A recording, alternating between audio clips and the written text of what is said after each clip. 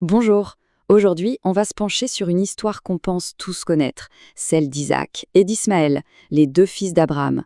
Mais ce qu'on va voir, c'est que derrière le récit historique, il y a une leçon spirituelle bien plus profonde et qui nous concerne en fait très directement. Allez, c'est parti, explorons ça ensemble. Bon, commençons par la version classique, celle qu'on a apprise. D'un côté, on a Isaac, le fils de la promesse, né par miracle. Traditionnellement, on le voit comme l'ancêtre de la nation juive et, par extension spirituelle, des chrétiens. Et de l'autre côté, il y a son grand frère, Ismaël. Lui, on le considère comme le père des peuples arabes et de l'islam. C'est une lecture simple, presque binaire, qui a façonné notre vision du monde pendant des siècles. Mais la question qu'on doit se poser, c'est est-ce que c'est vraiment ça la leçon spirituelle? Et si le vrai message, celui qui est pertinent pour nous maintenant, était en fait bien plus profond, bien plus personnel? Et c'est là que notre source du jour, le pasteur Wenceslas Diaïsenga, arrive avec une affirmation, disons, percutante. Cette vision traditionnelle a tout faux. Voilà qui change la donne et qui nous oblige à tout remettre à plat. Selon lui, en fait, le véritable conflit ne se situe pas entre des peuples ou des nations, non. Le vrai champ de bataille, il est à l'intérieur de chacun de nous. Isaac et Ismaël ne seraient donc pas juste des ancêtres, mais les symboles de deux forces qui s'opposent en chaque croyant. Voilà l'idée centrale. D'un côté, Isaac représente le chemin de la foi pure dans la promesse divine. De l'autre, Ismaël, c'est le chemin de l'effort humain, celui qui essaye de forcer le destin, de donner un petit coup de main à Dieu. Et l'ironie, c'est que ces deux mentalités naissent de la même personne, Abraham. Pour vraiment bien comprendre cette idée, il faut revenir au point de départ, à l'origine de tout ça, au moment précis où ces deux manières de penser ont vu le jour dans la même famille. Le scénario est fascinant. Tout commence par une promesse claire de Dieu. Mais l'impatience s'installe, et le doute aussi. Alors, Sarai et Abraham décident de prendre les choses en main, de créer leur propre solution. Et de cette initiative humaine naît Ismaël. Ce n'est que des années plus tard qu'Isaac arrive. Pas grâce à un plan, mais par un pur miracle, confirmant la promesse de départ. Et tout bascule avec cette petite phrase en apparence anodine, et Abraham écouta la voix de Sarai. C'est l'instant T, le moment où la logique humaine, la raison, prend le pas sur la confiance totale en la promesse divine. La conséquence est directe. Un enfant naît, oui, mais il est le fruit de la chair, de l'effort humain, et non de la promesse. C'est la naissance symbolique de ce que l'auteur appelle l'esprit d'Ismaël, cette tendance qu'on a tous à vouloir contrôler les choses par nos propres forces. Pour que ce soit encore plus clair, l'analyse utilise deux images, deux métaphores animales très très fortes. On va voir ce que l'âne sauvage et l'agneau ont à nous dire sur cette lutte intérieure. Ce tableau résume tout parfaitement. D'un côté, on a l'esprit d'Ismaël, symbolisé par l'âne sauvage. Son origine, nos désirs, sa motivation, le gain, le matériel.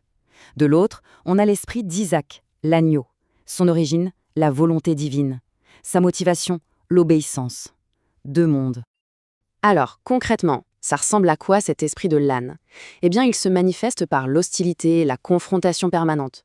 C'est une force qui divise, qui disperse, qui est motivée par la quête de richesse, de statut, de reconnaissance. En gros, c'est une énergie qui sème le désordre. Et attention, cette image de l'âne sauvage, elle ne sort pas de nulle part. Elle vient tout droit de la Bible, de la prophétie qui décrit Ismaël comme un être conflictuel par nature, dont la main sera contre tous. Et puis, à l'exact opposé de cet âne sauvage, on trouve l'esprit de l'agneau, incarné par Isaac. Là, tout est humilité, obéissance et une confiance totale en une force qui nous dépasse. C'est cet abandon, ce lâcher-prise qui, selon l'auteur, permet d'accéder à l'héritage promis. Mais au fait, pourquoi cette image de l'agneau? D'où est-ce que ça vient? Qu'est-ce qui, dans la vie d'Isaac, justifie une métaphore aussi puissante? La réponse, on la trouve dans un des récits les plus poignants de la Bible, le jour où Abraham est appelé à sacrifier son propre fils. Face à la mort, Isaac, qui est un jeune homme et qui aurait pu se débattre, choisit une soumission silencieuse et totale. C'est cette confiance absolue dans son père qui fait de lui l'agneau par excellence.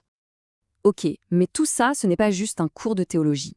La vraie question, c'est comment est-ce que cette bataille se manifeste aujourd'hui, concrètement, autour de nous, et peut-être même en nous. Comme alors celui qui était né selon la chair persécutait celui qui était né selon l'esprit, il en est de même aussi maintenant. L'apôtre Paul ici ne mâche pas ses mots. Il nous dit que ce conflit n'a rien d'ancien. C'est une réalité, une dynamique qui est toujours à l'œuvre. Alors, cette persécution, c'est quoi au juste? Ça se manifeste d'abord en semant la division dans les communautés. Ensuite, ça provoque des querelles, ça monte les gens les uns contre les autres. Et souvent, le pire, c'est que tout ça se fait sous un vernis de piété, en prétendant agir pour le bien, alors qu'en fait, c'est juste de l'ambition personnelle. C'est la signature de l'esprit d'Ismaël. Bon, face à ce constat, on fait quoi? L'analyse ne se contente pas de décrire le problème. Elle nous met face à un choix radical. Le message, cité par Paul, est d'une clarté brutale. Chasse la servante et son fils. L'idée ici, ce n'est pas de faire un compromis entre les deux esprits. C'est une invitation à choisir son camp, de manière décisive, celui de l'effort humain ou celui de la confiance en la promesse. Donc, au final, le message, c'est un appel à l'introspection. Il s'agit de reconnaître en soi les réflexes de l'âne sauvage, l'orgueil, le besoin de contrôle, l'ambition, pour pouvoir consciemment choisir la voie de l'agneau, celle de la confiance, de l'humilité et du lâcher-prise. Et tout ça, ça nous laisse avec une dernière question. Une question qu'on peut se poser personnellement. En regardant honnêtement sa vie, ses motivations, ses réactions, quelle descendance est-ce qu'on cultive en soi? Celle qui s'appuie sur ses propres forces ou celle qui ose faire confiance à la promesse?